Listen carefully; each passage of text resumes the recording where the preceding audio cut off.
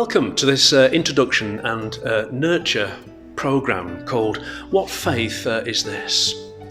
There's some words from the Bible which go as follows, which help to set the tone for this programme of learning and discovery. And the words say, that which we have heard and seen, we also proclaim to you.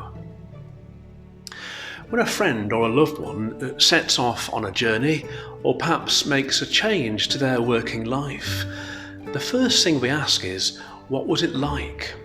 What sort of things did you hear about? What happened? What did you do? What did you see? We love to hear and share our experiences. No matter how personal or unique it may be to us, human experience can never be entirely private. It's only ever because we're social beings that we can have any of these experiences.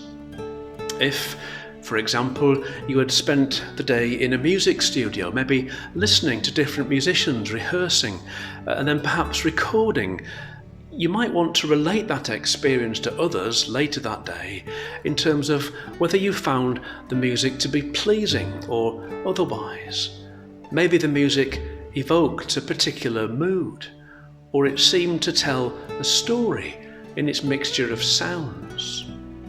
The day might have concluded in a live performance, so your relating later on of that may have included sharing in the experience of a race against the clock to get the music ready in time, and then perhaps relating something to do with the way in which nerves kick in as you get closer to a live performance.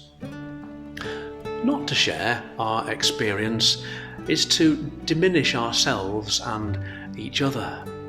To withhold some kind of sharing makes us less human. Whether an experience is appropriate for us or not, we need to hear about the experience to help us to know ourselves. Christian vocation adds a whole new dimension to the sharing of experience. It serves to build each other up in love and creates possibilities never previously imagined. But its source is much more particular, much more focused than just a collection of activities which could be done by anybody, anywhere, and at any time. The Christian life begins and remains a response to a small set of essential questions.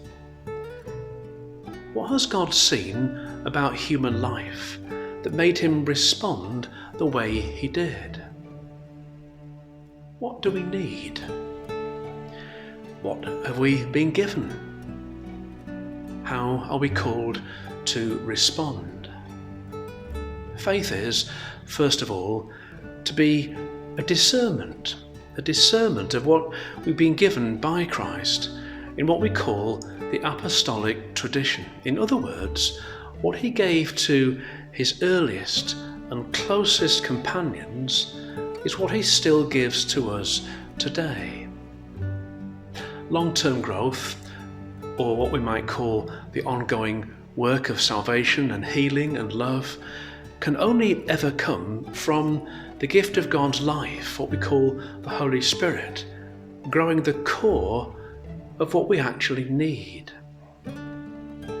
As St. Peter explains in his second letter, Christ has given us all the things that we need for life and true devotion, bringing us to know God himself, who has called us by his own glory and goodness.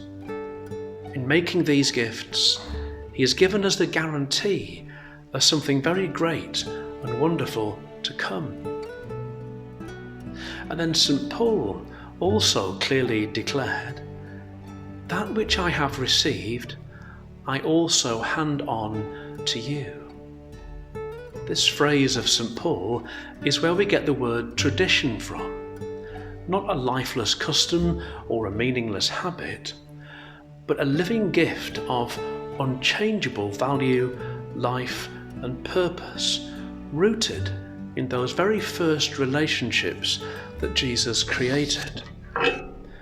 And the vocation of the church is to bear witness to the same vision received by St. Peter and St. Paul, a vision which remains alive in Christian hearts and minds today as it did all those years ago. That which we have heard and seen, we also proclaim to you.